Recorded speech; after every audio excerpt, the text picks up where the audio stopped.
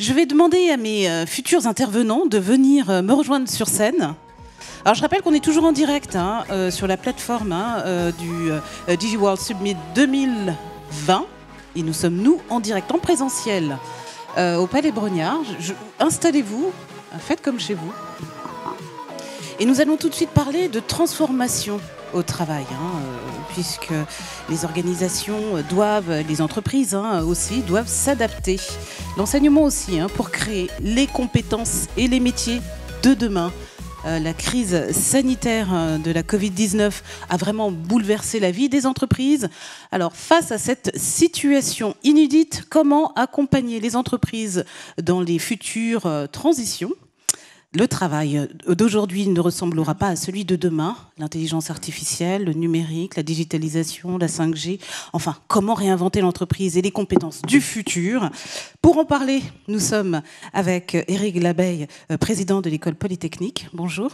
Mathieu Becher, président de la plateforme Klaxoon. Merci d'être venu. Claire Fulda, vous êtes quant à vous responsable des innovations prospectives et marques chez BNP Paribas. Et le dernier qui se cache, Alexandre Pachulski. Voilà. Vous êtes cofondateur de Talonsoft. Merci à vous d'être présent. Alors j'ai envie de rentrer dans le vif du sujet. C'est vrai qu'en préparant cette table ronde, il est sorti vraiment une discussion extrêmement passionnante avec Claire Fulda et qui positionne, on va dire, ce débat sur les défis de la data. Comment est-ce qu'on va collecter les données? Et ça va être majeur à l'avenir. Oui, alors c'est vrai que tous les sujets de Future of Work, enfin surtout les travaux qu'on a pu mener, effectivement, il faut quand même avoir conscience que le cœur du réacteur, ça reste essentiellement la data, l'IA, les sujets d'éthique, et que finalement ce moteur, c'est lui qui va déterminer un peu non seulement les opportunités de business, je veux dire, influe et notre façon de vivre déjà, notre façon de penser, notre façon de nous comporter, etc. Et que finalement, l'IA, la data, etc., change profondément nos sociétés, nos cultures et nos façons de vivre. Donc, je veux dire, quelque part, le monde du travail. Et assez paradoxalement, je pense que le monde du travail, enfin, Future of Work, va se retrouver absolument central dans un dispositif qu'il va falloir probablement réinventer en termes de business et en termes d'opportunités business. Et puis la donnée, de toute façon, voilà, à partir du moment où vous allumez votre téléphone le matin, ça y est, vous avez généré de la donnée, jusqu'au moment où vous vous couchez. Donc on peut avoir des tas de discussions là-dessus et se dire, oui, certes, il y a des protections, etc., mais globalement, le sujet, il est quand même là. Et comment est-ce que ça va modifier, on va dire, notre monde du travail? On va devoir faire face à des collaborateurs aux compétences de plus en plus augmentées, c'est ça? Alors oui, moi j'ai l'habitude de dire qu'on a beaucoup parlé de l'humain augmenté. Je pense qu'en ce qui concerne le monde du travail, il va falloir parler du collaborateur augmenté. Alors je pense qu'il y a plusieurs choses qu'il faut regarder de très près. En fait, le sujet du monde du travail, c'est une équation à entrées multiples. Premièrement, dans les grandes trends du monde du travail actuellement, les sujets principaux, c'est l'automatisation qui bouleverse le monde du travail. Ensuite, la digitalisation qu'on connaît déjà, mais au-delà de la digitalisation, c'est l'appropriation des outils numériques par les salariés et par le monde du travail. Et là-dessus, on est assez inégaux. Quand on parle d'inégalité ou de fracture numérique, c'est un vrai sujet. On fait face à un vieillissement de la population. Or, on sait que les seniors sont beaucoup moins appétents à la formation. On sait également qu'il y a 20% des salariés actuellement qui sont des digital natives, ce qui veut dire qu'il va y avoir une confrontation et que ça va pousser derrière. Donc, les entreprises, au-delà du sujet de l'automatisation, de la digitalisation, de la montée en puissance des services, de la baisse du secteur manufacturier, de la réallocation des ressources qui va probablement avoir lieu après le Covid, parce que bien entendu, après le Covid, il faudra tirer le solde de tout ça. Tous les secteurs ne vont pas survivre, d'autres vont survivre.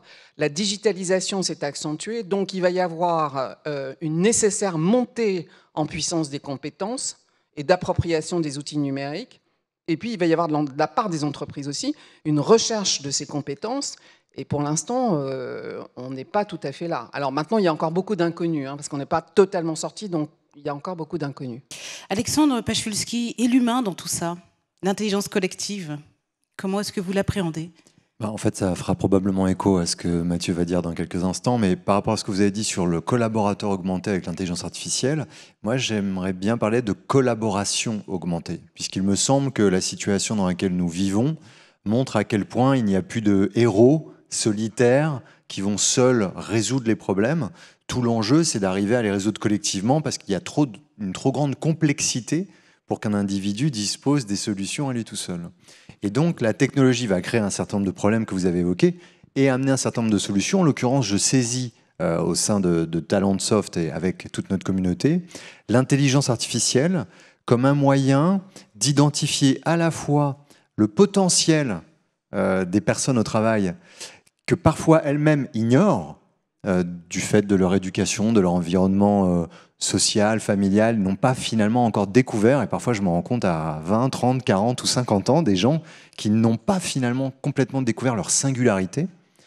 Et une fois qu'on le découvre, le but n'est pas de rentrer dans une sorte de protectionnisme ou d'individualisme, le but c'est d'essayer de mettre cette singularité au profit du bien commun. Et là aussi la technologie et l'intelligence artificielle en particulier peut aider, puisque si on regarde ce qui se passe en entreprise, la plupart des managers, lorsqu'ils ont un problème à régler, se tournent vers la dizaine de collaboratrices et collaborateurs avec lesquels ils ont l'habitude de travailler, à qui ils font confiance. Le but de l'IA ici va être de mettre en lumière plutôt 100% des forces en présence et pas uniquement les personnes qui correspondent avec nos habitudes. Donc l'IA, non seulement doit permettre à des individus de se découvrir, mais favoriser la collaboration. C'est ce que l'on a fait, nous, en corrélant des informations.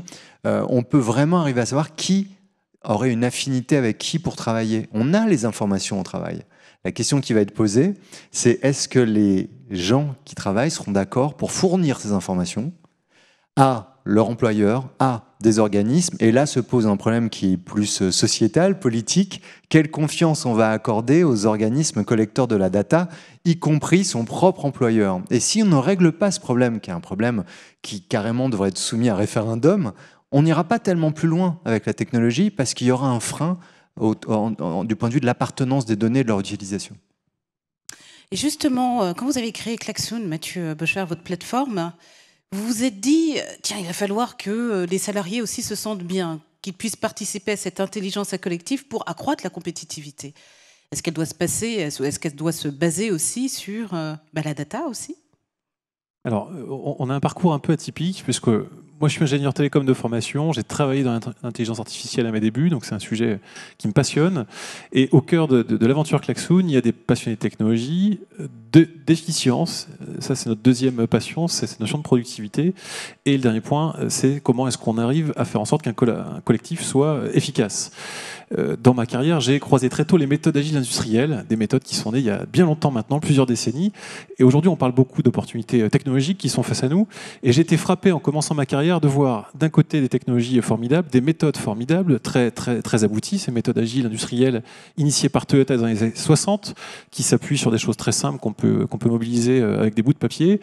Ces méthodes n'étaient absolument pas passées à l'échelle quand je suis arrivé dans le monde du travail dans les années 2000. Et encore aujourd'hui, il y a très peu de temps, on ne pouvait pas dire qu'il y avait un grand mouvement de passage à l'échelle dans l'ensemble des métiers d'entreprise de ces méthodes dont on sait l'efficacité. Donc ce constat nous a frappé, puisque ce qui nous anime chez Klaxoon, c'est de concevoir un environnement qui permet à une équipe d'accélérer, d'être dans l'efficacité. J'ai vu ces méthodes fonctionner chez Daimler, chez Valeo, chez d'autres acteurs industriels qui permettent à différents métiers de se synchroniser très très très vite. Et on a tous vu par ailleurs ces réunions du quotidien qui ne sont absolument pas basées sur la data. On avait une phrase chez Valeo, c'est « speak with data ». Quand on fait une réunion, il faut parler avec des éléments factuels. Et on sait tous, dans les formats dans lesquels nos réunions s'épuisent aujourd'hui, qu'on parle beaucoup de subjectif.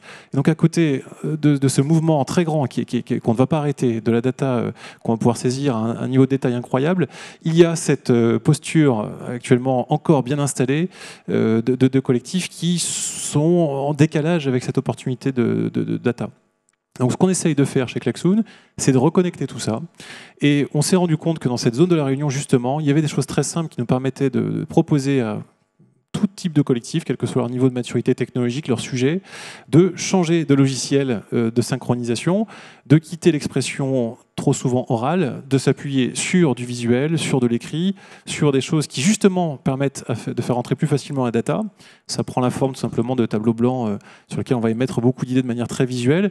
Et puis en commençant à échanger comme ça, on formalise complètement différemment l'échange et on peut encore une fois accueillir des informations tierces issues de systèmes très aboutis d'intelligence artificielle et éclairer beaucoup plus la décision et le quotidien collaboratif. Et alors aujourd'hui, j'ai une bonne nouvelle.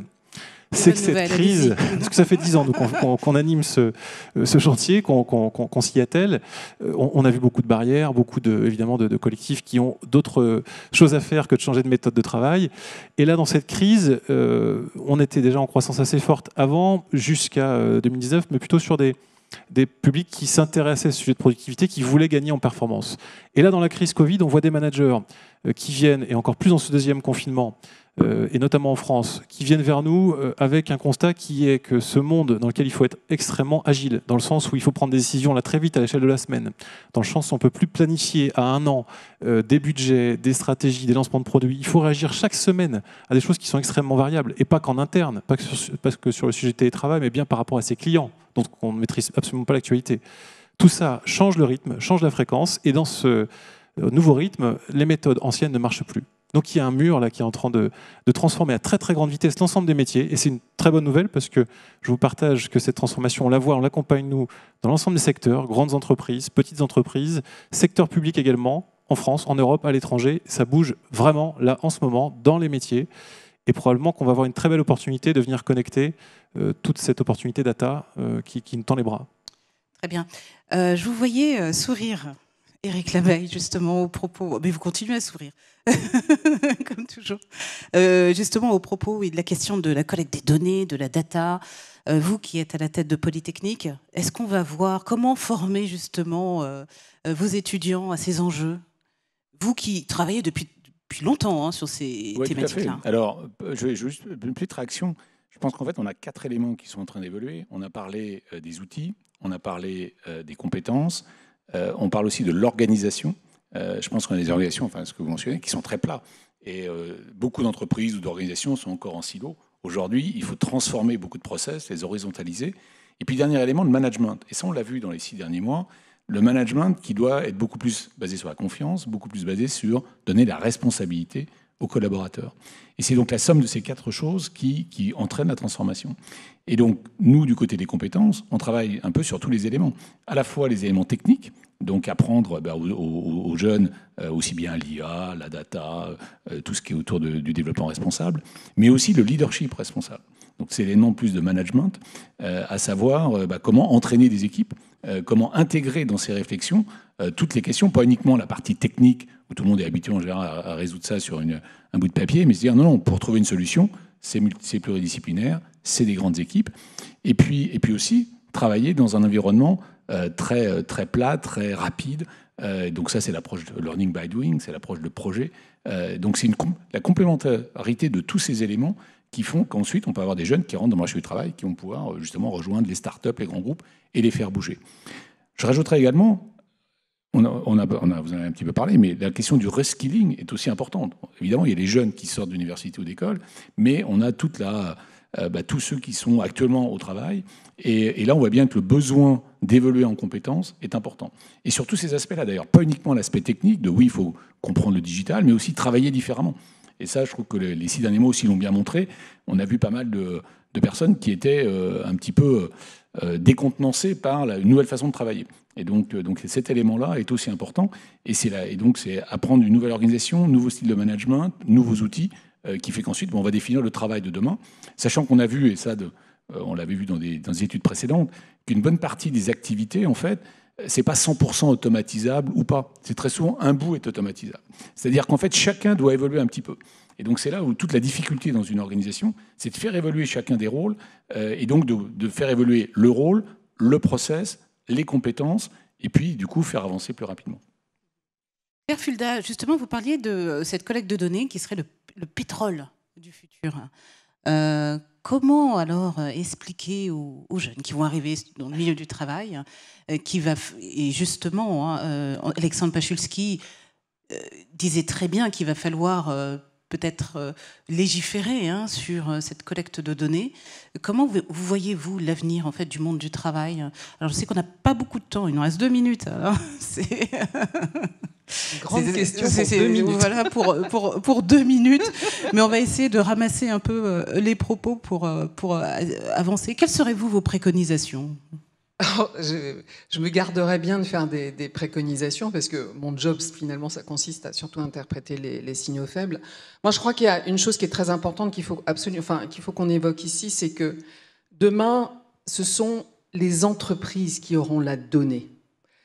Pas les gouvernements, pas les États, etc., etc. On le voit bien, on voit bien ce qui se passe dans la Silicon Valley, c'est les GAFA et les BATX qui ont la donnée.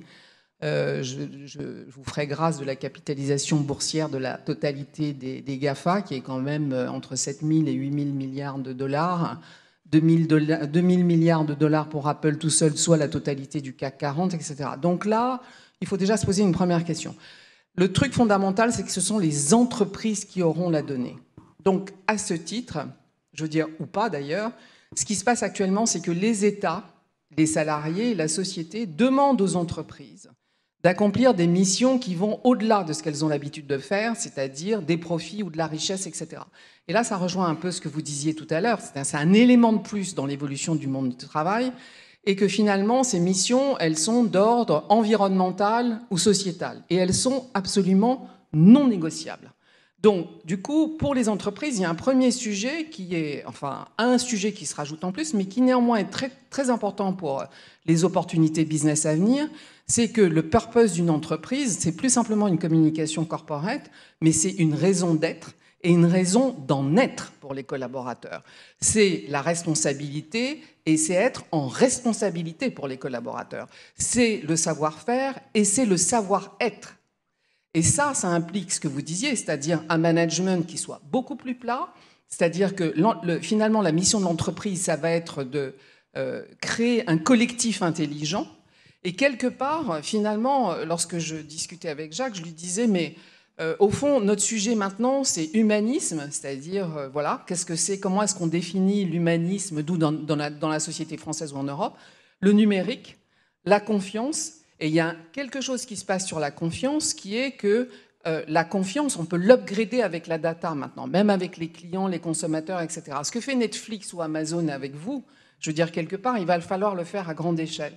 Et la confiance et la data, c'est un nouveau sujet, comme l'agilité qui en dépend derrière également est un sujet. Et là, je me retourne vers vous, c'est-à-dire que la modélisation de tout ça, de la confiance, de la data, de l'agilité, etc., ça peut définir un certain nombre de choses dans l'entreprise. Aussi bien le business, quelque part, que le management, qu'une intelligence collective qu'il nous reste à inventer, et à totalement inventer post-Covid, ça c'est sûr. Alors, c'est vrai que le temps est écoulé. Non, mais le temps va super vite à l'IDET DigiWorld. Alors, pour conclure, justement, Alexandre Pachulski et Mathieu Böscher, de Klaxoon. Pour conclure, qu'est-ce que ce que vient de dire Claire Fulda, ça rentre en résonance pour vous, vous qui êtes aussi au cœur de la machine, En un mot, pour rebondir sur les propos de Claire et la notion de raison d'être, cela implique que les entrepreneurs et les entreprises mettent aussi un nouveau modèle de raison d'être même qui consiste à ne plus uniquement produire des biens et des services et dans une approche finalement très capitalistique, mais aussi se pencher vraiment davantage sur, comme dirait Michel Maffezoli, ce qui n'a pas de prix, à savoir l'épanouissement des collaboratrices et collaborateurs au travail et l'alignement entre la place du travail dans la vie de ces personnes-là et ce que l'entreprise va leur permettre justement de vivre comme expérience. Cet alignement, à mon avis, est probablement le facteur de résolution d'une foultitude des problèmes que l'on connaît actuellement. Mathieu ? Je partage totalement la vision d'Alexandre. Je pense que c'est la notion de cet impact qui doit être évidemment à l'échelle de l'organisation, mais à l'échelle de chaque individu. Et c'est ça qu'on voit aujourd'hui être extrêmement attendu par les collaborateurs de toutes les entreprises qui entendent bien cette transformation qui arrive dans les grands systèmes. Et ils se demandent encore très concrètement à leur échelle qu'est-ce que ça va changer. Et là, on a beaucoup de choses à faire. Eh bien, je vous laisse conclure, Éric Labbé. Vous aussi, qu'est-ce que ça vous évoque? Moi, je conclurai en disant que je suis très aussi encouragé par la jeune génération qui, justement, cherche de la raison d'être. Et toutes les discussions qu'on va avoir actuellement avec les jeunes en école, c'est autour du pourquoi et puis aussi du comment. C'est-à-dire qu'ils sont intéressés à avoir de l'impact, changer le monde. Évidemment, le développement durable est une grosse question pour eux. Finalement, les 50 prochaines années, c'est nous qui allons les façonner. Et donc, du coup, comment est-ce qu'on apporte des solutions? Et donc ça, je pense que c'est tout à fait un bon vecteur pour ensuite rentrer dans les entreprises ou le gouvernement ou l'académie. Mais en tout cas, la recherche en fait de raison d'être, de purpose, comme on dit en général, plutôt en franglais, est au cœur de la jeune génération. Et donc je crois qu'on essaye, nous en tout cas, de les équiper justement pour pouvoir aider des acteurs qui vont changer et apporter des réponses à toutes les questions dont on a entendu dans notre panel ou dans les panels précédents. Eh bien, je vous remercie pour ces mots adressés à cette jeune génération. Je vous remercie, vous tous, d'être venus assister à cette table ronde sur comment le monde du travail va être transformé. Merci à vous, Éric Labbé, Mathieu Becher, Claire Fulda, Alexandre Pachulski. Et on vous retrouve, vous qui êtes derrière les écrans, parce que notre événement aussi est digital. Ah oui, et connecté, et numérique. Et donc, on vous retrouve après une petite pause déj. Il y aura d'autres événements, d'autres tables rondes, d'autres invités pour mieux comprendre le monde dans lequel nous vivons.